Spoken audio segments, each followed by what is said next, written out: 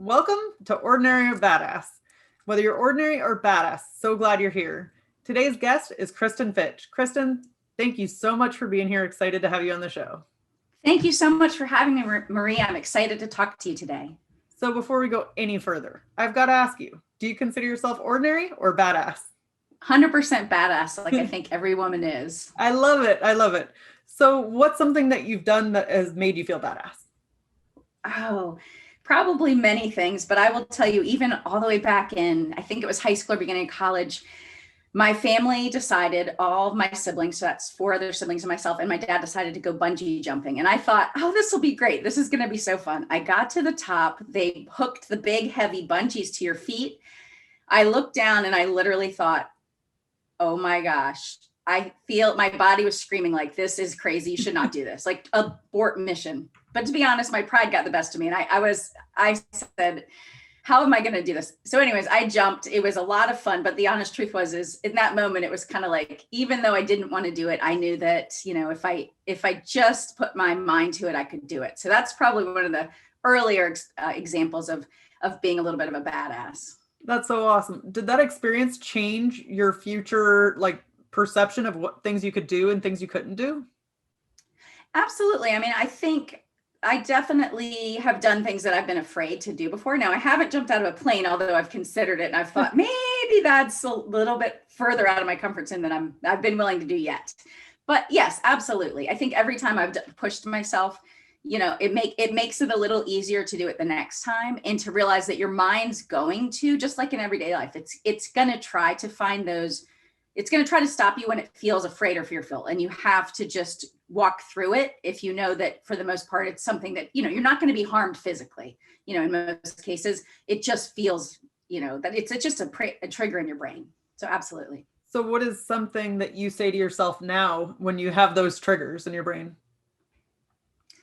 Yeah. So I try to just look at actually, I remember someone said this to me. They said, a lot of times we're afraid of something, but when we really look at what the fear is, it's not like a bear's chasing you in most circumstances. Now, in that case, maybe you should be afraid and you should try to get away from the bear. But if it's a normal everyday circumstance, the honest truth is, if it's not going to harm us, it's just a reaction. And so in that case, I know that I can just take the step forward. And I know that on the other side of fear are so many great things that we can experience, but we have to step through it.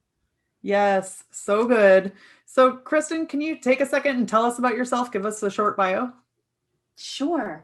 So I'm a mom. I have 3 teenage sons or 1 grown son, and I've done tons of things. I've worked in marketing technology for over 20 years. I've both worked for companies and I've started my own companies. One of the companies I started was with my mom in 2008 called Ziggity Zoom. And that is a site, international site for families and early educators for kids between 2 and 8 or 10 years old. And that site did really well for, quite a long time. We reached over 10 million visitors over time. But the honest truth is, the revenue streams kind of slowed down, and I shifted into not focusing on that full time.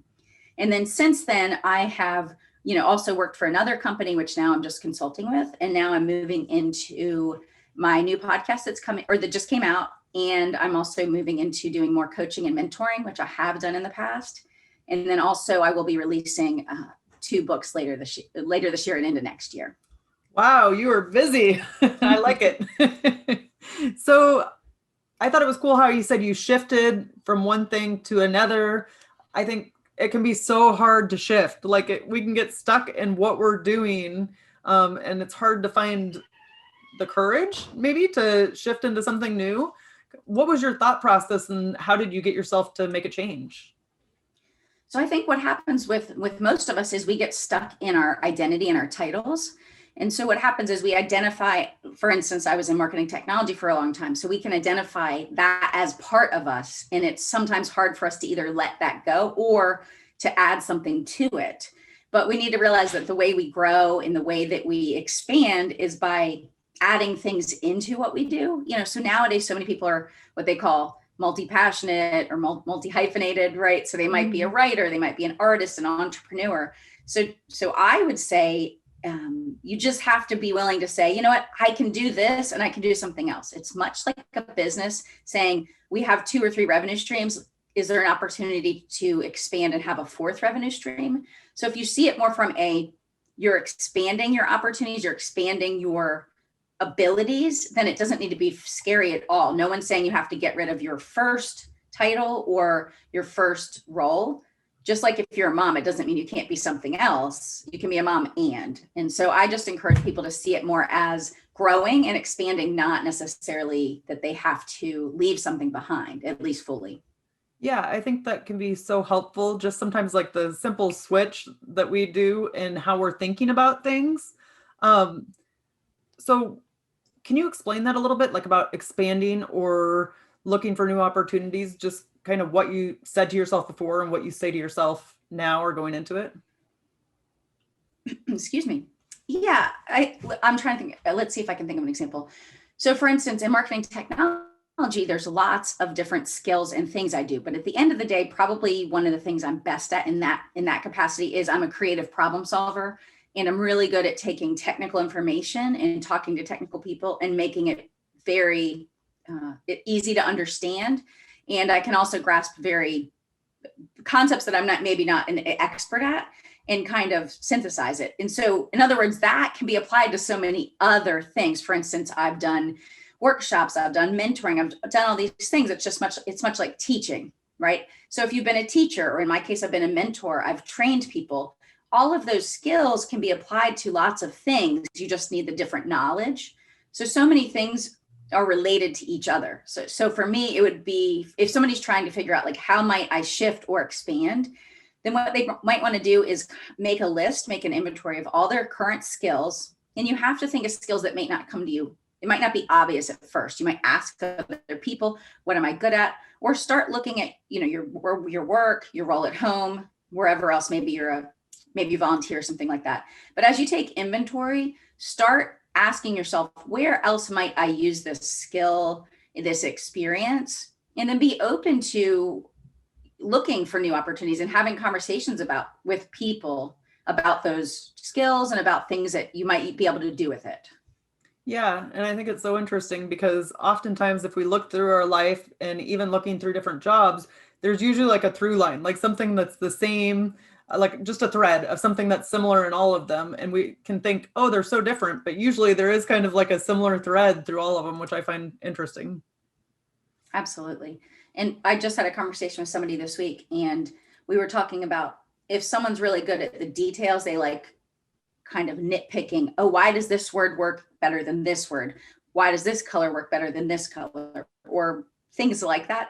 They may have been doing a job that had to do with writing or graphic design, but they may be really good at helping somebody put together a website or do A/B testing for online ads because it has to do with very tiny changes. So for instance, you might not even know much about that job, but if you know what interests you and what makes you curious, often we can start seeing, well, how would I use those things that I naturally tend to want to dig into? Right. Yeah. No, that's so good. What have you found that has helped you through your life, through your career, to be creative, or to be, maybe curious is a better word than creative, to be curious to find those other things as opposed to just being like, I don't know, I don't have it all figured out right now. So first and foremost, it would be my mom. She is a professional artist. She's a children's book author, illustrator, and she's done all sorts of other things. She's the one I started the business with. And she's always been very curious and, a big dreamer. And with her art, she's always trying new things. So she calls herself, it's a experiential process. And so it was because I've grown up seeing her, take shifts. Like for instance, she used to do different type of art. Now she's doing abstract art, and she's even doing, really huge cement sculpture, 6 feet tall. And my mom's late 70s. And this stuff is very heavy and it's very caustic, but she loves it. And she loves trying new things and trying new techniques. And so for me, that wasn't something that seemed that scary. I think those things are exciting. And so I think it's more start being open to it. And I would recommend for people, start trying to expand what you read, start listening to podcasts that maybe stretch your thinking a little bit, or share those stories of people that have transitioned or expand it in some way, because it starts letting you see the possibilities. Yeah. What kind of role has like books or podcasts been in your life? Absolutely. I read or listen to a podcast most every day, at least I'd say at least 4 to 6 days a week. So for me, they keep me inspired and encouraged. And, and then sometimes I listen to ones that maybe aren't my weekly, I'll look for something new on occasion. But so for me, they're very motivating and inspirational. Yeah, I know, because there's things that I wouldn't think of myself sometimes, but then if I hear it on like a podcast, then I'm like, oh, that's a good idea. Or how could I apply that in my life, Absolutely. So can you talk a little bit about your podcast? Sure. So my podcast just launched this week, and it's called Building a Life You Love. So the focus is it's a fourfold. It's primarily trying to help you find work that you're passionate about and that you love, and then it's also doing things like, how do you have a good work-life balance? There's going to be woven in episodes. And of course, it'll talk about people's stories, but mainly I want to open people up to their possibilities in their life. But I also want to encourage people to define life on their terms. And an example of that would be, for 3.5 years, I was working for the company that I just, in January, went to just a 10-hour week consulting job for them, or position.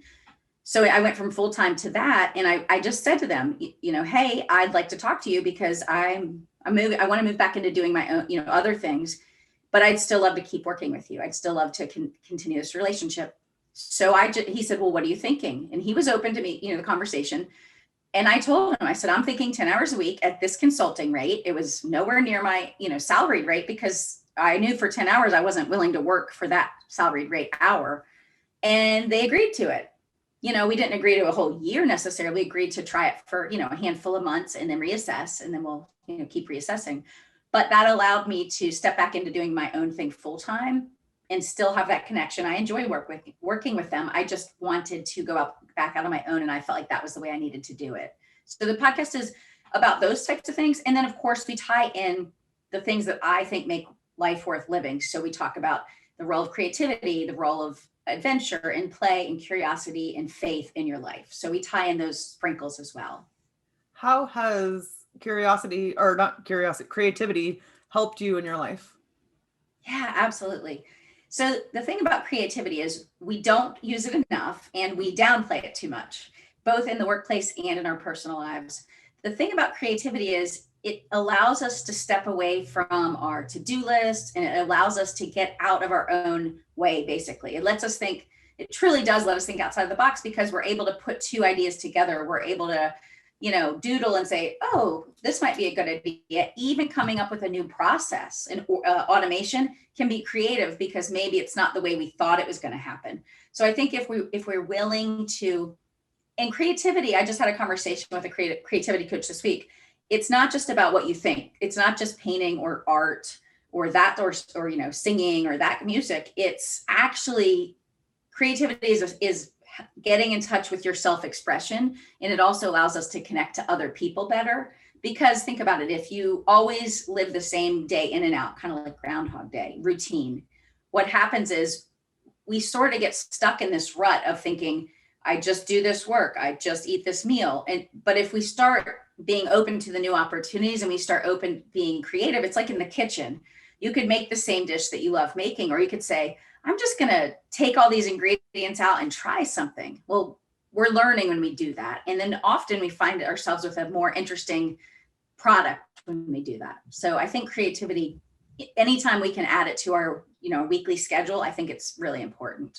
Yeah. And I like what you just said, because as a kid, I sucked at art. I'll just tell you that. And so I thought I was not creative because I sucked at art. And so I just didn't sprinkle creativity at all into my life, because I was like, nope, you're not an artist, or you're not creative, because you can't draw. But there are so many ways to like tap into that, and really just in different areas of your life. And it can be a game changer.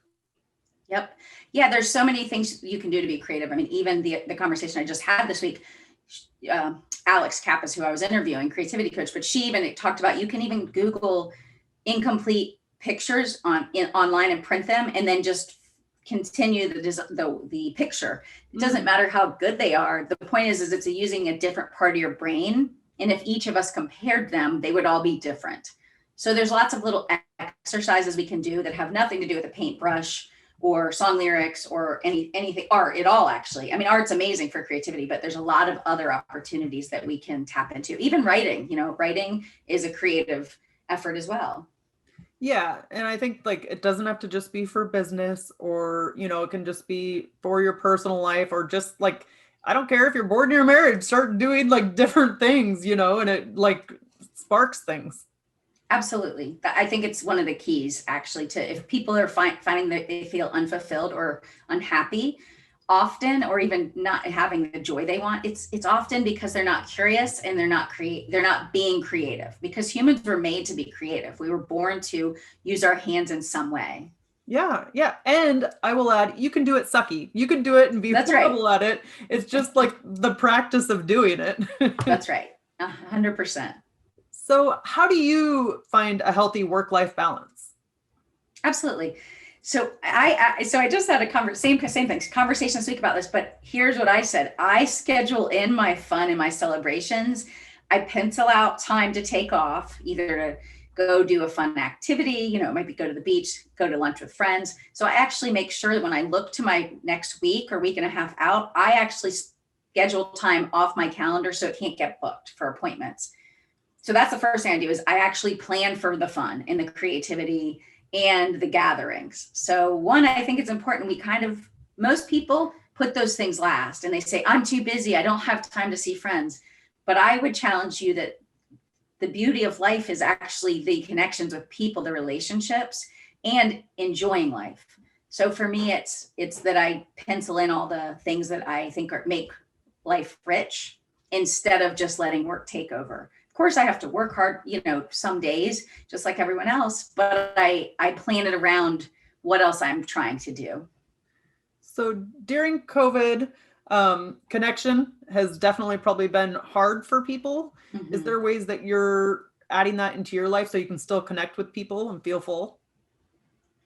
Absolutely. So during COVID, for instance, I still did see friends, but we would just, smaller group of friends, but we would meet in the neighborhood to go on a walk. So we'd be outside, we would do things like that, but we did that weekly, at least 2 or 3 times a week.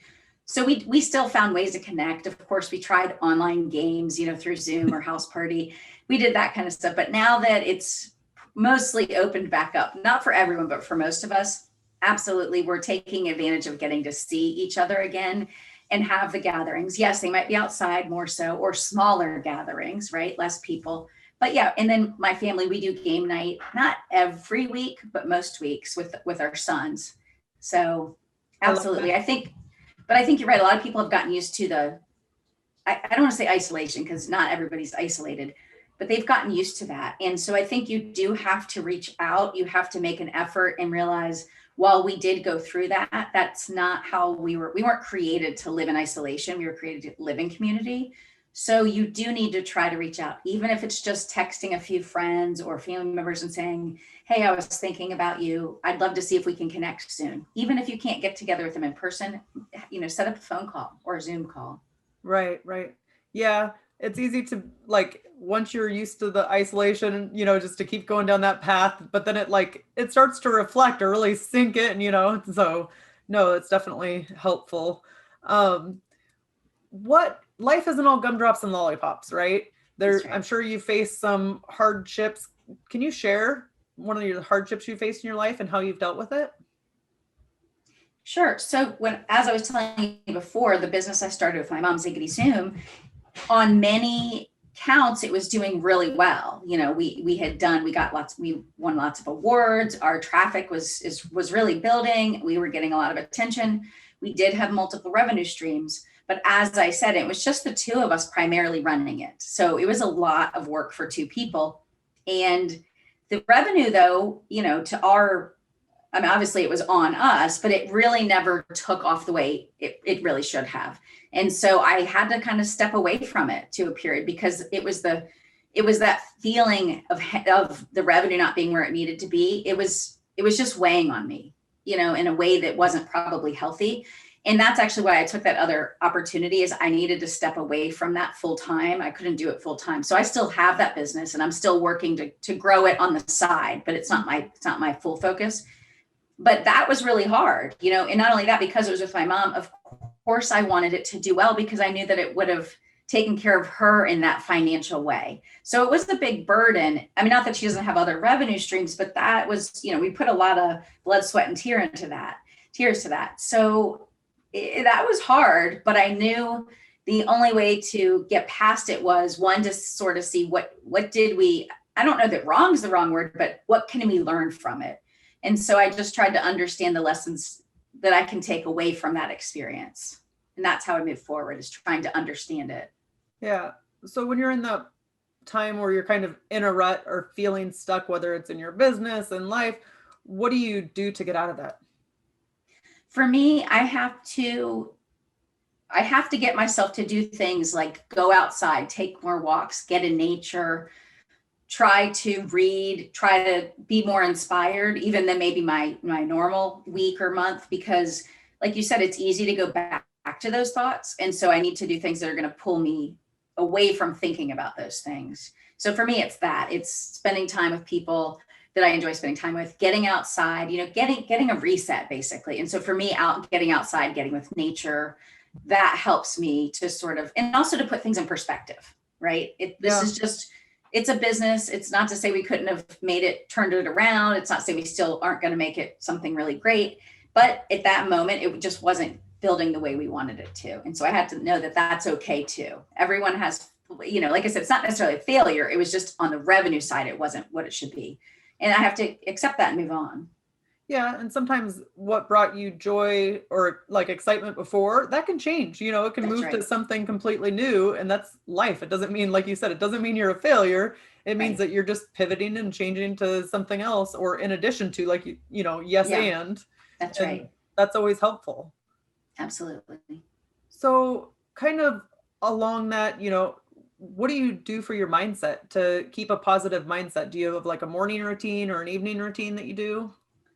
Yeah, I do. And then I also have some other thoughts on mindset in general. So for me, what I do is most mornings when I get up, I do pull out a journal, and then I either read a Christian inspirational book, or sometimes a business book, or self-help, but something, one of those categories. And I will read, a handful of pages, and then whatever stands out to me, I will write in a journal. And then I also spend maybe 15 minutes, some days longer, I'll read scripture or devotional, and then I will write into a prayer journal, and then just maybe write a few things that I wanted to put in that. So that's what I do a lot of mornings. And that really helps me set the tone for the day. And it helps me sort of get in that positive mindset. And the other thing I do actually is I have a printout that it's actually on my website. It's free, but it's like a daily productivity sheet. So on the left is sort of all business, right? It's sort of your 3 projects for the day and your schedule and that sort of thing. But on the right is all the things that sort of ground us and remind us that our day probably isn't the bad 5 minutes we had. It's everything else. So it has everything from a place for a verse or a quote. And then it has things like, what am I thankful for today? Did I do something from a heart of gratitude? Did I do something in personal and self-care? But it just kind of walks through that. And then today will be a good day if, so it might be spending time with my family tonight or something like that. So that's what I do. I try to do that, print that every day and fill it out, because once again, one thing can happen in our day that feels, bad. But when we really reflect on our life, we realize, what, it's all good. That's just a little bump. So is that something that you do in the morning or at night, or when do you do that? So I fill out the sheet in the morning, but then of course I have to go back and see, oh, did I actually do that? Did I actually do the thing I said I'm going to do today that would make today meaningful? Yeah. So I will take a look at it later that night or in the morning when I fill out the next one. Yeah. And that can help from kind of like catastrophizing, like being like, oh my gosh, today was so bad, or I didn't get anything done. Like maybe that's not true. You could have got a couple things done, That's right. Well, I also I think it's important for people to know too. A day is not successful just because we got a lot of things done. Oh, you could have gotten nothing done and you had the best day ever. And I don't mean because you like played only or, played hooky from work. I mean, because sometimes we need days to process. We need days to reset. We need days to take a break, a mental break, so that we are actually fresh the next day. So even if I think we're too hard on ourselves, especially in our culture, and I think it would go a lot better if we gave ourselves literally a break. We just relaxed and we scheduled in time for that, time for processing and preparation, and then rest. Yeah, I'm so glad you said that, because yeah, it is easy to be like, to only focus on the goals that we have or the Right. things that we have to accomplish. And sometimes that's not, like you said, that's not what makes a good day or what makes it successful. So thank you for adding that. You said that you had some other ideas about mindset that you wanted to talk about. I do. So one of the things that I think can help people start trying to shift their mindset is a lot of us, it's just what happens. We start saying things either about ourselves out loud or maybe in our minds. I mean, I just did a little Instagram post on this, but I've talked to so many people this week and they're like, oh, I'm so old, or I'm so this. And I think, wait, no, you're not. And so what I say is you need to have a mind gatekeeper, right? And so you need to start catching yourself in what you're saying and what you're thinking, both about yourself, about people around you, but also about your life. And if we start catching it, right, and it takes time to get good at this, but if we start catching those things, you need to hold that thought and say, is this really what I want to say about myself? Is this really what I think? Is this the life I want to build? So for instance, if you said, oh, I'm so old, and I'm not saying the person's old, that's just what they're saying. Right. Then my point is I don't want to feel old, so I'm not going to use that language. Even if I was 80, I don't want to say I'm so old. I want to be like, I feel 20 and I'm going to go do new things. So it's all about that mindset. So if you kind of gatekeep it and go, that wasn't really the nicest thought, or you know what, I don't want to feel old. I want to feel really good and I want to love my life. Then we need to start replacing those negative words or words that don't put us towards our future with words that will, and I know with your financial, the financial stuff, I'm sure you see that a lot. What we don't want to probably say all the time is I'm so broke. Well, that's not where we're moving towards, right? It's kind of like that. We want to move towards that. I'm good at saving money and I'm good at deciding how to spend money, or whatever it is. Yeah, and it kind of can become a self-fulfilling prophecy. Like we're going to say something about ourselves and then that's what you're going to live up to, the very thing that you think about yourself. Absolutely. Yeah. So, earlier you had mentioned that when you're reading Christian books or whatever it is that you're diving into, that you write in a journal what stands out to you.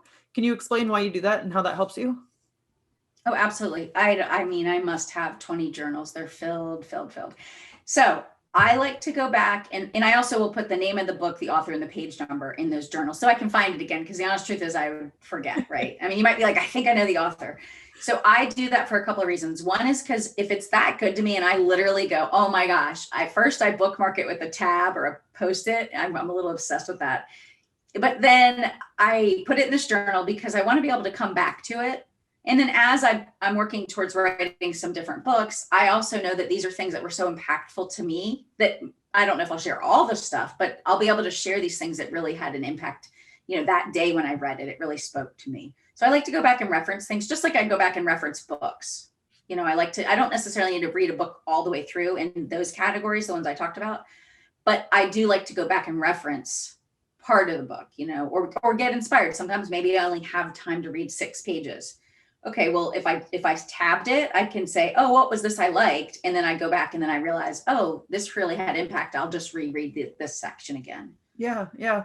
So that, I don't know, that reminded me, have you ever reread a book and then like completely different things stood out to you or meant something to you? Like I find myself highlighting different things than I thought before.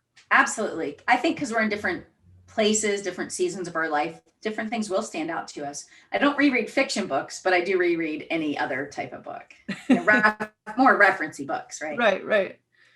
So let's end with a tip to encourage women who are in the arena fighting for the life that they want. Absolutely. Well, what I would tell you is, first of all, you have to be willing to spend a little time each week, or at least for a week or a couple weeks, to start saying, what is it about my life that I would like to change, and make that list. And it might be really minor things, or it might be very big things. And then make a list of, are those things I can change right now? It's me putting those things on me. Or is it something like, I don't get paid enough, my job doesn't pay enough, Or maybe I don't have any flexibility of my schedule, because some professions don't have any flexibility.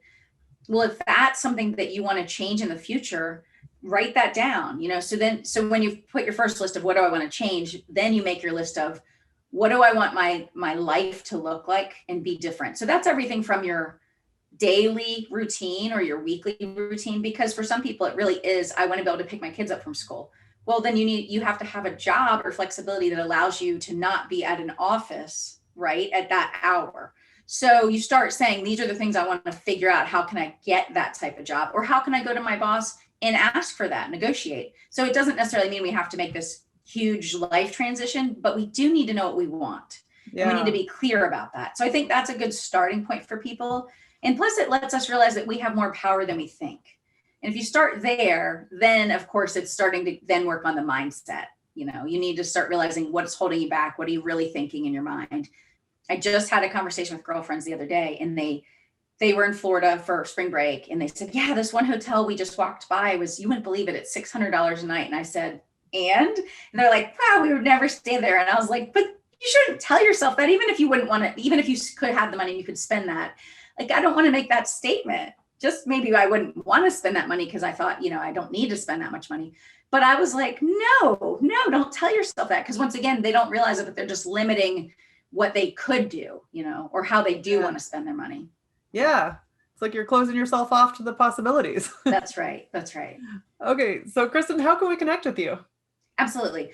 The best way to connect with me is you can find me on my website. It's KristenFitch.com, or on Instagram it's at KristenFitch. So KristenFitch.com, is that where they can find the productivity tool? It is, absolutely. Everything, I have everything going through my website. That way it's just easy to find everything. Yep, there's a resource page, so you can find it on there. Okay, perfect. Thank you so much, Kristen. You've been a total badass, and I've enjoyed hearing your story. Thank you for having me. And with that, we'll end our show. To all the badass women out there staying in the arena, wherever you are, whatever you're doing, own it and get after it.